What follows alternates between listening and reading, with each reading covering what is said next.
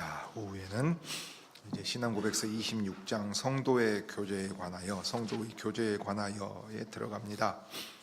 그래서 증거 본문은 안 들어있는데 이제 골로새서 3장 1절부터 17절을 먼저 세번역 본문으로 읽으려고 합니다. 그리스도와 함께 살리심을 받았으면 마땅히 성도가 이 땅에서 어떻게 살아야 하는가 하는 내용입니다.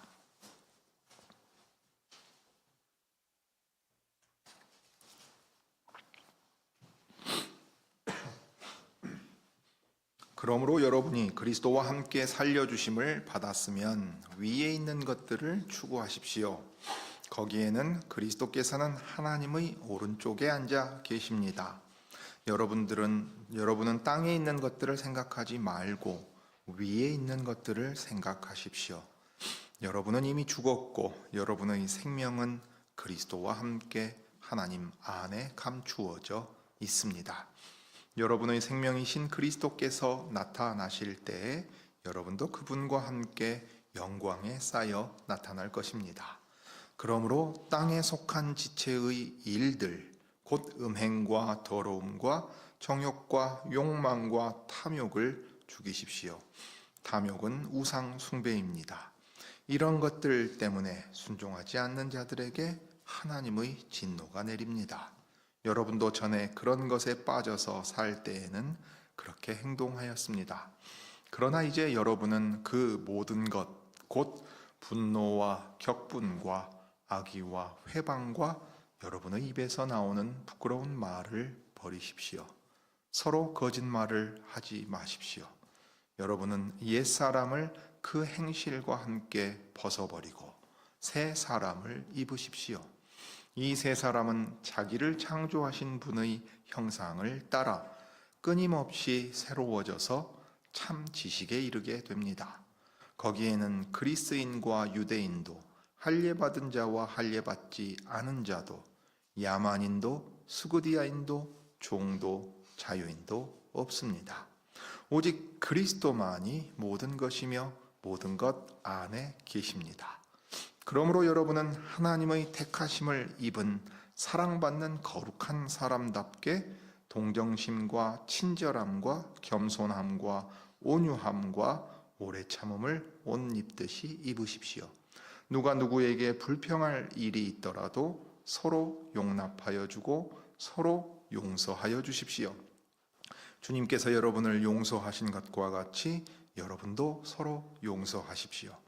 이 모든 것 위에 사랑을 더하십시오. 사랑은 완전하게 묶는 띠입니다.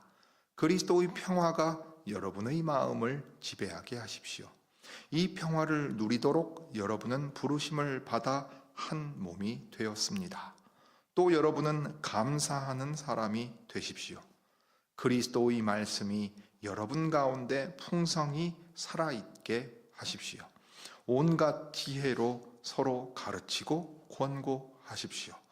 감사한 마음으로 시와 찬미와 신령한 노래로 여러분의 하나님께 마음을 다하여 찬양하십시오. 그리고 말이든 행동이든 무엇을 하든지 모든 것을 주 예수의 이름으로 하고 그분에게서 힘을 얻어서 하나님 아버지께 감사를 드리십시오. 자, 골로새서 3장 1절부터 17절을 읽었습니다. 이제 고백서 26장 성도의 교제에 관하여 중에 1절을 같이 고백하고 내용을 보겠습니다. 자, 1절입니다. 머리 되신 예수 그리스도에게 그분의 성신과 믿음에 의하여 연합된 모든 성도들은 그분과 교제하고 그분의 은혜와 고난과 죽음과 부활과 영광에 참여합니다.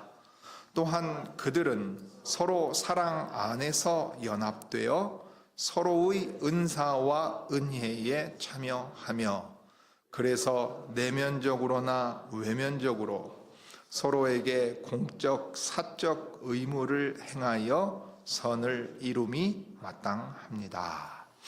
자, 이제 26장에 가면 성도의 교제에 관하여 다루게 됩니다. 교회가 무엇이냐 할 때 이 교회가 어떤 곳이냐 하는 걸 가장 잘 드러내는 게 결국 뭐냐면 성도가 서로 교통하는 것을 통해서 보여줍니다. 왜냐하면 우리가 사도행전 2장에서 볼 수 있듯이 사도들의 가르침을 받아서 그 가르침을 받는데 전념하잖아요. 그럴 때 당연하게 나오는 열매와 결과로서 드러나는 게 성도가 서로 교통하는 것. 우리 사도신조 고백할 때 나오는 얘기입니다. 성도가 서로 교통한다 하기도 하고 거룩한 것들을 나눈다고 볼 수도 있습니다. 골로새서 3장 끝부분이 지금 그 얘기를 하고 있었습니다. 자, 이제 이 책의 내용을 따라서 좀 보자면 고백서 26장 1절은 제일 먼저 예수 그리스도께 연합된 모든 성도를 이제 가장 먼저 언급하고 있습니다. 그런 다음에 그리스도와의 사귐과 그리스도와 사귀고 또 그리스도께 참여하는 것을 아주 중요하게 더 구체적으로 얘기합니다. 그런 다음에 성도의 교제, 성도의 교통은 서로 사귀고 교제하는 일이다 하는 것을 이제 보여줍니다. 웨스트민스터 신앙고백서는 25장에서 그리스도께서 교회 전체의 머리가 되신다는 주제를 이야기한 후에 26장에 오면 모든 그리스도인과 그리스도께서 연합하신다 하는 주제로 넘어갑니다. 그래서 1절에서는 우리가 그리스도께 어떻게 연합되고 어떤 방식으로 그분과 사귐을 누리는지, 그리고 성도들과 어떻게 성도와 어떤 사귐을 추구해야 할지를 이제 1절에서 말합니다. 그 다음에 이제 2절에서는 공적 예배 안팎에서 우리가 어떻게 서로 사귐을 이어가야 할 것인지를 말합니다. 그 다음에 3절에 가면 성도가 그리스도와 연합하고 그분의 백성과 연합하여 사귀는 일에 있어서, 이 사귐에 있어서 경계가 분명히 있어서 이 선을 넘지 말아야 할 것이 있다는 것을 고백하고 가르칩니다. 이렇게 이제 26장에 가면 기독교의 또 한 가지 중요한 교리를 실제적인 도움이 되도록 설명하고 있습니다. 자, 먼저 이 1절의 처음 부분에서 지목하여 말하는 중요한 내용은 모든 성도가 실제로 구원과 관련해서 예수 그리스도께 연합되어 있다 하는 것입니다. 그래서 모든 성도는 그들의 머리이신 예수 그리스도께 그분의 성신에 의하여 믿음으로 연합되어 있다 하는 것을 분명하게 얘기하고 있습니다. 인쇄물에 제가 지금 넣은 번역이 아마 조금 손보기 전의 번역인 것 같긴 합니다만 내용은 같은 내용이니까 그대로 생각해서 보도록 하겠습니다. 이 사실은 신약 서신들, 특히 바울이 쓴 교회에 쓴 편지에 보면 아주 분명하게 많이 나오는 얘기이고 또 신앙고백서의 다른 대목에서도 이야기하는 내용입니다. 그리스도인들은 늘 그리스도와 연합되어 있습니다. 상태가 좋으면 붙어 있다가 안 좋으면 떨어지고 그런 게 아닙니다. 그리스도께 항상 붙어 있는 사람들입니다. 왜냐하면 그리스도께서 붙잡아서 성신 안에서 연합되어 있기 때문에 그렇습니다. 그들은 그리스도 안에 있고 그리스도께서는 그들 안에 계십니다. 그들은 성령께서 그들 가운데서 일하신 결과 믿음으로 그리스도와 연합이 됩니다. 하이델베르크 요림답도 참된 믿음을 말할 때 항상 그렇게 이야기하고 있지요. 에베소서에서 이야기하듯이 하나님 아버지께서는 우리 속사람 안에서 그분의 성령을 통하여 능력으로 우리를 강건하게 하셔서 그리스도께서 우리 마음 안에 믿음으로 거하게 하시고 하나님의 모든 충만하신 것으로 우리를 충만하게 해 주십니다. 이 목적을 위하여 교회에 그리스도를 머리로 주셨습니다. 이 에베소서에서 이야기하는 내용이지요. 그리고 에베소서 1장에 보면 바울이 에베소 교회를 위해서 간구하는 내용이기도 합니다. 그리스도와 연합된 우리는 당연히 그 그리스도와 사귐을 갖습니다. 사도 요한은 요한일서 1장 3절에서 우리 사귐은 아버지와 그 아들 예수 그리스도와 함께 함이라 말하기도 했습니다. 그리스도와 사귈 때 우리는 그분의 사랑을 알고 그 사랑에 응답하여 그분을 사랑합니다. 이 연합은 하나 되었다 하는 의미도 있지만 특별히 이 하나됨의 깊이와 성격을 제일 잘 보여주는 유비가 뭐냐면 혼인과 관련하여 비유하는 내용입니다. 남편과 아내, 신랑과 신부의 하나됨은 사랑 안에서 가장 깊은 친밀한 교통인 것 아닙니까? 그래서 하나님과 자기 백성 예수 그리스도와 또 그의 몸인 교회를 가리켜 말할 때 이 비밀이 크도다 하고 바울이 에베소 교회에 보낸 편지에서도 선언했습니다. 이 그리스도와 이렇게 교제하고 사귈 때 우리는 그분에게서 배우고 그분께 아뢰기도 합니다. 예수 그리스도의 이름으로 기도하면 모든 것을 아버지께서 들어주시지요. 그래서 굉장한 사실은 우리가 그리스도와 사귈 때 그분이 베푸시는 은혜들에 참여한다는 점입니다. 요한은 그리스도의 충만함이 흘러넘치는 데서부터 우리가 은혜 위에 은혜를 받는다고 말하는데 확실히 그렇습니다. 요한이 이제 요한복음 1장에서 말하는 이 은혜 위의 은혜는 모세를 통해 주신 율법도 은혜인데 율법과도 비교할 수 없는 넘치는 은혜가 예수 그리스도로 말미암아 우리에게 왔다 하면서 이 얘기를 했습니다.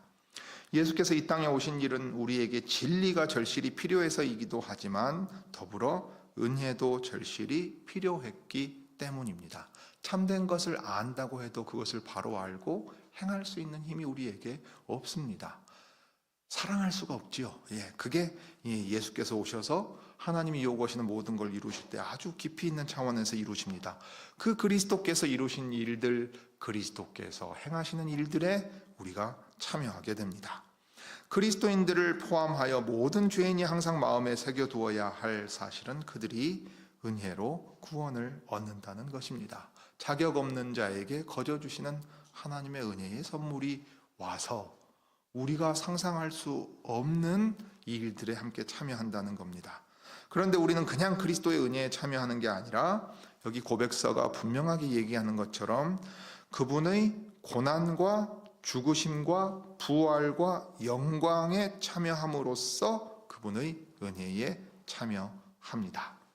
자, 다시 보아야 됩니다. 우리는 은혜를 좋은 일이 우리에게 생길 때 항상 주시는 것이고 거기에만 참여하는 것처럼 말합니다. 그러나 우리는 그의 죽으심과 부활 모두에 참여합니다. 고난에도 참여합니다. 사실 그 고난에 참여한 자가 저 영광에 참여합니다. 바울이 말한 것처럼 우리는 그분의 고난에 함께하면서 그의 죽으심을 본받아 살아갑니다. 빌립보 교회에 보낸 편지에 들어있는 내용입니다. 죄 가운데 죽어있던 우리는 구원이 은혜로 받은 선물이라는 걸 말하는 에베소 교회에 보낸 편지 2장에 나오는 얘기입니다. 죄 가운데 이미 죽어있던 우리는 참으로 그리스도와 함께 살리심을 받았습니다. 우리가 그분과 함께 십자가에 못 박혔다고 말하는 것은 결코 지나친 표현이 아닙니다. 왜냐하면 우리가 달려야 할 그곳에 우리를 대신해서 주님이 달리시고 우리가 할 수 없는 일을 주님이 대신 하셨기 때문입니다. 그리고 만일 우리가 그러한 죽음으로 그분과 연합되었다면 부활에서도 분명히 그분과 연합하게 될 것입니다. 로마서 6장 5절 6절에서 바울이 우리에게 들려주는 얘기입니다. 그러니까 성도가 주님 다시 오실 때까지 이 땅을 살아갈 때 고난 당하는 걸 이상하게 여기지 말아야 합니다. 바울의 편지를 통해서든 베드로의 편지를 통해서든 그러합니다. 고난에 참여하고 영광으로 함께 나아가기 때문입니다. 따라서 성경에서는 하나님께서 우리를 함께 일으키셔서 그리스도 예수 안에서 함께 하늘에 앉히셨다고 말합니다. 우리가 이 땅에서 고난 가운데 살아갈지라도 이미 우리를 하늘의 그리스도와 함께 앉히시고 이미 함께 살리셨다고 얘기를 합니다. 이런 모든 사실은 바울이 디모데에게 했던 말처럼 디모데후서 2장에 나오는 얘기입니다. 우리가 고난을 견디면 또한 그분과 함께 왕노릇 할 것이라는 말로 요약할 수 있을 것입니다.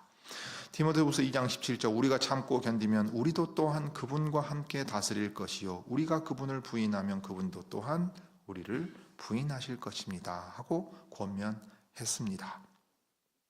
자, 이렇게 이제 그리스도와 사귀고 또 그리스도의 은혜에 참여할 때 고난과 죽으심과 부활과 영광에 참여하고 골로새서 3장에서 보듯이 그리스도의 그 영광과 생명이 하나님 안에서 아직 감추어져 있기 때문에 우리의 영광도 아직 감추어져 있고 생명을 맛보고 있지만 또한 감추어져 있습니다. 그러니까 이 땅을 살 때에 우리의 믿는 바 하나님의 권능이 우리가 원하는 때 원하는 방식으로 드러나지 않아 의아할 수도 있고 시험에 빠지기도 합니다. 그러나 분명한 것은 주 예수 그리스도 안에서 이미 우리를 하늘에 앉히시고 그 생명으로 살아가게 하셨다는 거예요.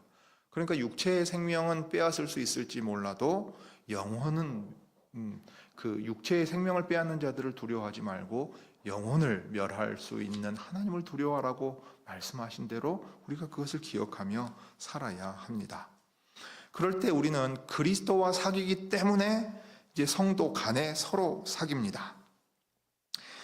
이처럼 모든 그리스도인이 그리스도께 연합되었다고 하면 우리는 그리스도인들이 그분 안에 서로에게도 연합되어 있다는 사실을 함께 생각을 해야 합니다. 우리가 지금 그리스도께 사랑으로 연합되어 있습니까? 그렇다면 또한 우리는 사랑 안에서 서로 연합되어 있습니다. 우리가 그리스도의 은혜에 참여하고 있습니까? 그렇다면 또한 우리는 서로의 은사와 은혜에 참여하며 살아가는 것이 당연합니다. 모든 일을 할 때 사랑 안에서 하라. 골로새서 3장 14절 이 모든 것 위에 사랑을 더하십시오. 사랑은 완전하게 묶는 띠입니다 했어요. 바울이 사랑을 왜 강조했습니까? 그리스도의 낮아지기까지 그 죽기까지 복종하심을 왜 강조합니까? 우리는 항상 분열합니다. 다툽니다. 세상에서의 얘기가 아니고 교회 안에서의 얘기입니다. 교회 안에서의 얘기입니다. 그러니 신자가 서로 교통한다 하는 이 현실은 그리스도와 연합되어 그리스도 안에서 서로가 연합되어 있다는 사실을 깨닫고 그리스도의 은혜 아래 거할 때 행할 수 있는 사랑이라는 사실을 우리가 알 수 있습니다. 이것이 바울의 서신에서 분명히 가르치는 내용입니다. 그리스도인들은 모든 면에서 머리이신 그리스도에게까지 함께 자라납니다. 그냥 혼자 알아서 개인 경건에 힘써서 자라간다고 말하지 않습니다. 교회로서 함께 지어져 가고 자라갑니다. 그분 안에서 우리는 서로 연결이 되고 결합되어 갑니다. 그리고 사랑 안에서 우리는 서로 진리를 말하고 참된 것을 말하고 사랑 안에서 세워져 갑니다. 에베소서 4장에서 이야기하는 아주 중요한 얘기입니다. 11, 12절에 직분을 주신 얘기를 하고 그 직분자들이 여러분들, 교우들, 우리를 준비시켜서 그러면 어떻게 하느냐? 우리들이 서로 자기의 지체됨을 깨닫고 자기의 역할을 감당하면서 은사를 따라 서로 섬깁니다.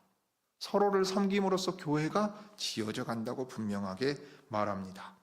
이렇게 성도가 여러 은사와 은혜를 나누면서 서로 사귐을 갖는 일이 정말 중요하기 때문에 고린도전서 12장 7절에서 바울이 말하는 것처럼 공동의 유익을 위하여 성령께서 우리 가운데 주어졌습니다.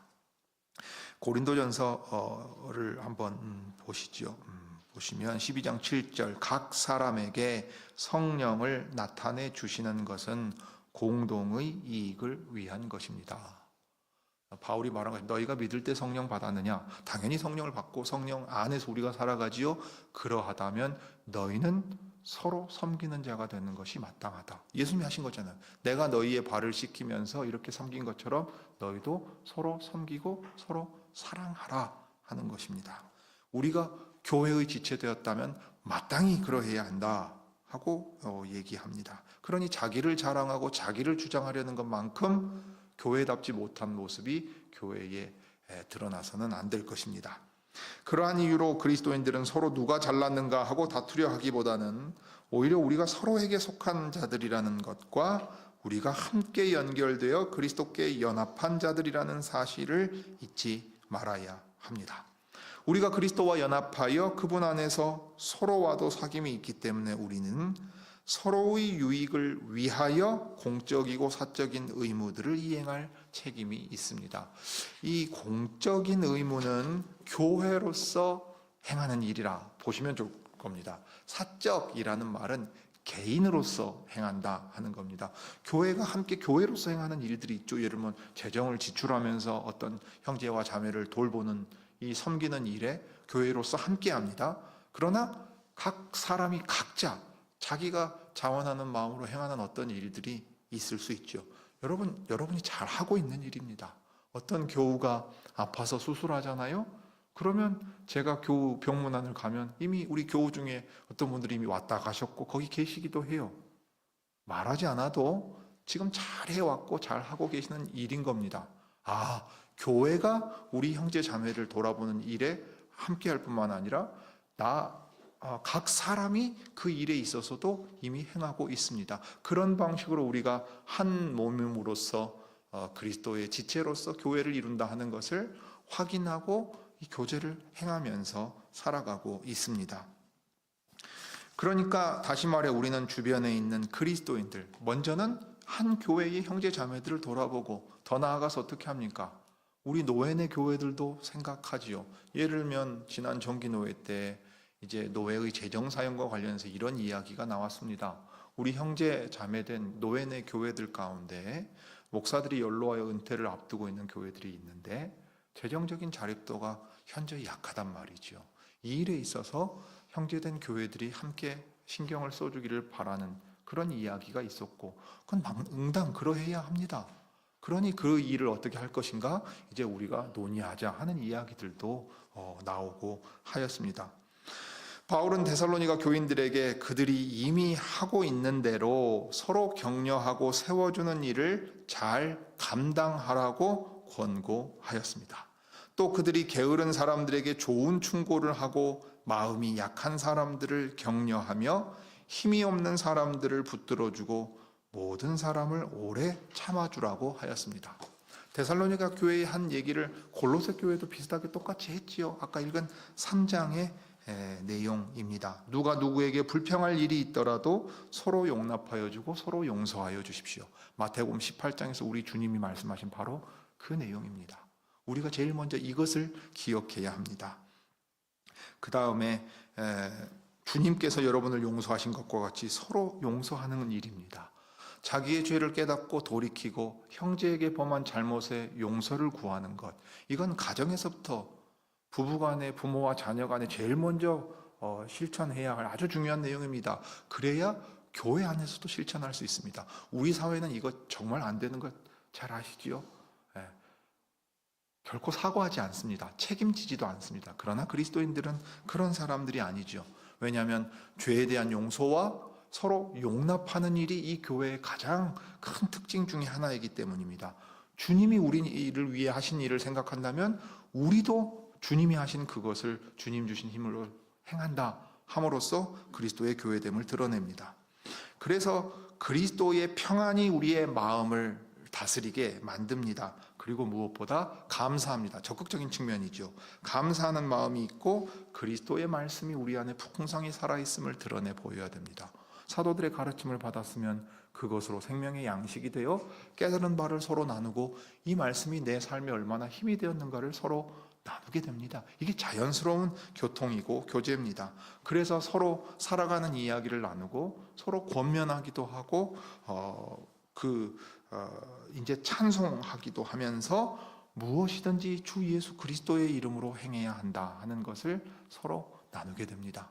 여기서 우리가 기쁨을 얻고 힘을 얻습니다. 주일에 예배를 드리고 소위 말하는 강설 듣고 설교 듣고 돌아간다. 그러니 다 되었다가 절대 아닙니다. 절대 아닙니다. 여러분, 성도 각 사람을 섬기는 일, 교회로서 행하는 일에 있어서나 개인으로서 행할 때 잘해 오셨습니다. 그렇지만 한편 우리도 아쉬움이 있습니다. 우리는 예배당이 가까이에 있어서 자주 만날 수 있는 상황이 안 됩니다. 심지어 그러다 보니 목사와 교인도 자주 보기 어려운 상황이 되었습니다. 아쉽지요? 그렇지만 여러분들이 그렇다고 해서 서로 교제하지 않았느냐 생각해 본다면 결코 그렇지는 않을 것입니다. 아쉬움이 있다면 그 아쉬움을 어떻게 보완해 갈 것인가를 고민하되 지금까지 해온 말씀 안에서 교통하는 이 일, 서로 살아가면서 주께서 주신 은혜를 감사하며 찬송하는 이 일, 서로 섬기는 일, 서로 용납하는 일, 용서를 구하고 그 사과를 받아주면서 서로 세워져 가는 일을 앞으로도 계속 해야 되겠습니다. 바울 자신도 다른 신자들을 만나서 영적인 유익들을 함께 나누고 그들과 더불어 위로를 얻게 되기를 간절히 바라기도 했습니다. 이게 로마서 1장에 나오는 바울이 로마 교회에 가려고 했던 아주 중요한 이유 중에 하나입니다. 하나님께서 주신 성령 안에 있는 신령한 은사, 그리스도의 복음을 깨달은 그것을 바울은 사도로서 나누고 싶어 했습니다.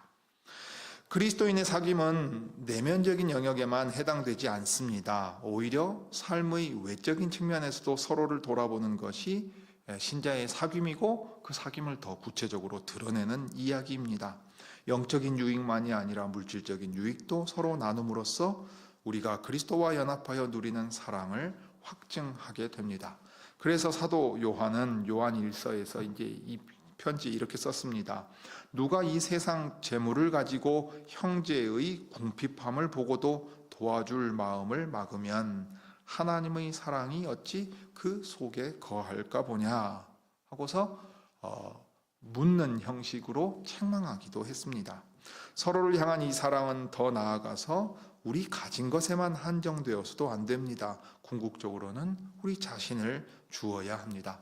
그러니까 우는 자들과 함께 울고 기뻐하는 자들과 함께 기뻐하며 웃는 것. 요즘에 위로가 무엇이냐 하고 말한다면 사람들이 항상 이 얘기를 합니다. 연대가 무엇이냐 그러면 입금이 연대입니다. 무언가를 행하려고 할 때 돈이 들어가잖아요. 그러면은 말로만 기도하겠습니다가 아니라 사회적인 연대를 가리킬 때 사람들이 그래요. 그 일을 할 때 실제적으로 도와주는 것. 이게 진짜 연대다. 이렇게 말해요. 무엇이 진짜 위로냐? 가서 욥의 친구들처럼 잘잘못 따지는 게 아니라 그냥 울고 있는 사람을 찾아가서 그 자기의 시간을 내주는 거. 우리 문화에 있잖아요. 장례식장에 가서 어떻게 합니까? 날이 새도록 거기 있습니다. 무슨 대단한 일을 하는 게 아니라 그냥 거기 있는 거예요. 그래서 그 슬픔을 당한 사람에게 당신과 내가 그 슬픔을 함께 나눈다. 짐은 나누어 들고 기쁨은 그래서 또 함께 배가 되게 만드는 일들을 우리는 일상생활에서 경험하고 있고 신자로서는 더 행하고 있기도 합니다. 그래서 이제 자기 자신을 주는 것인데, 이 점에서도 그리스도와 우리 사이의 사귐에서부터 우리 서로 간의 사귐에 관한 교훈이 나오는 겁니다. 우리의 사랑이 그럼 어떤 사랑이냐?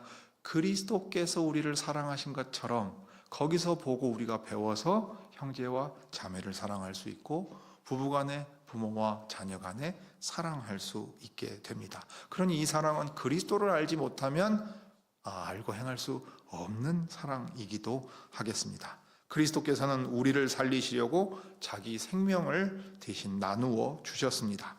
그가 우리를 위하여 목숨을 버리셨으니 우리가 이로써 사랑을 알고 우리도 형제들을 위하여 목숨을 버리는 것이 마땅한 일입니다. 그러므로 그분의 자녀들은 말과 혀로만 사랑하지 말고 오히려 행동과 진실함으로 사랑해야 합니다. 그러므로 이제 마지막으로 보자면 바울이 갈라디아 교회에 보낸 편지의 글을 꼭 기억해야 합니다. 그런 까닭에 우리는 기회가 닿는 대로, 기회 되는 대로 모든 사람에게 선을 행하려 힘써야 하는데, 그 중에서도 특별히 믿음의 가정들에게 더욱 선을 행해야 합니다. 여러분 지금까지 잘해왔던 일입니다. 주님이 이 사랑을 변치 않고 행할 수 있는 힘을 주시기를 빕니다. 우리가 자주 만나고 시간과 공간을 함께 공유하면서 살아가는 이야기들을 나눌 기회가 사실 많지 않아요. 주일에 이렇게 모였을 때 밖에 없는 상황인 것도 사실입니다. 그럴지라도 기회 되는 대로 여기서 같이 식사하고 잠깐이라도 차 마시면서 이야기하고, 아픈 사람이 누군가 있다면 어떤 사정에 있는지 관심을 기울이고 찾아가고, 도울 일이 있다면 우리의 지갑까지도 열고 시간을 내기도 하는 것입니다. 멀리 해외에 있는 교회들일지라도 주님의 일에 우리가 함께한다. 그럴 때는 우리의 마음이 열리고 얼마나 함께 해왔습니까? 말씀을 듣고 깨달은 것이 있다면 그래서 그것이 기쁜 일이고 이 말씀대로 살아야 되겠다 하는 그 마음이 우리 안에 새롭게 일어날 때는 또 여러분들이 얼마나 기뻐합니까? 그러니 서로 나누는 일에 있어서, 특별히 말씀을 듣고 깨달은 일, 살아가면서 하나님께서 힘주시는 일들을 더 잘 나눌 수 있기를 바랍니다. 그에 못지않게 사실은 자기의 약한 모습을 주님 앞에 그대로 인정하면서 우리 형제와 자매 앞에 드러낼 수 있는 사람이 사실 강한 사람입니다. 그 사람이 진실한 사람이고 용기 있는 사람입니다. 왜냐하면 나의 있는 모습 그대로를 드러냄으로써 주님이 이런 나를 사랑하셨고 또 이런 나 같은 사람도 주님의 거룩한 백성 삼으셔서 은혜를 베푸신다 하는 걸 서로 나눌 수 있기 때문입니다. 이런 진실함이 없으면 우리 안에 무슨 문제가 생기는가? 바로 외식에 빠집니다. 남을 의식해서 자기를 진실하게 드러내지 않게 됩니다. 사실 여기서부터 우리가 미끄러지게 됩니다. 그러니 지금까지 잘 해오신 것처럼 앞으로도 성도의 이 거룩한 교제와 교통이 더욱 깊어질 수 있게 주님이 은혜 주시기를 빕니다. 기도하시지요. 사랑과 은혜가 풍성하신 하나님 우리 아버지, 세상은 사랑이라는 말을 누구나 다 알고 있고 그냥 당연히 행해야 될 의무 정도로 말하지만 예수 그리스도께서 우리에게 나타내어 보여주신 그 사랑을 생각할 때 우리는 사랑을 알지도 못하였고 또 행할 힘도 없음을 주 앞에 고백합니다. 그러므로 그리스도로 말미암아 참 사랑을 알고 그리스도 안에서 사랑을 받았기에 우리가 우리를 향하여 잘못하고 실수한 이들을 용서해주고 용납해줄 수 있으며 함께 서로 일으켜 세우고 격려하고 짐을 나누어 지면서 율법이 요구하는 그 사랑을 행할 수 있게 되었습니다. 주님, 그러나 저희는 여전히 그 사랑을 행하는데 서툽니다. 사랑에 대하여 고백하고 또 진실이 말하고 행동하는데도 서툴고 또 훈련되지 않은 이들입니다. 그러므로 주님의 백성들이 혼인 관계에 있든 홀로 있든 또 자녀들과의 관계에 있든 교회로서 모여서 함께 있든 이 사랑을 서로 훈련하는 가운데 주님이 말씀하시는 이 거룩한 성도의 교통이 우리 안에 더욱더 풍성해지게 해 주옵소서. 특별히 주님의 말씀을 통하여 우리 자신을 돌아보고 주님이 주신 은혜를 나누며 그리하여 참으로 그리스도께서 우리를 하나 되게 하신 일이 이 교회를 통해 더 드러나게 해 주시기를 빕니다. 주 예수님의 이름으로 기도드립니다.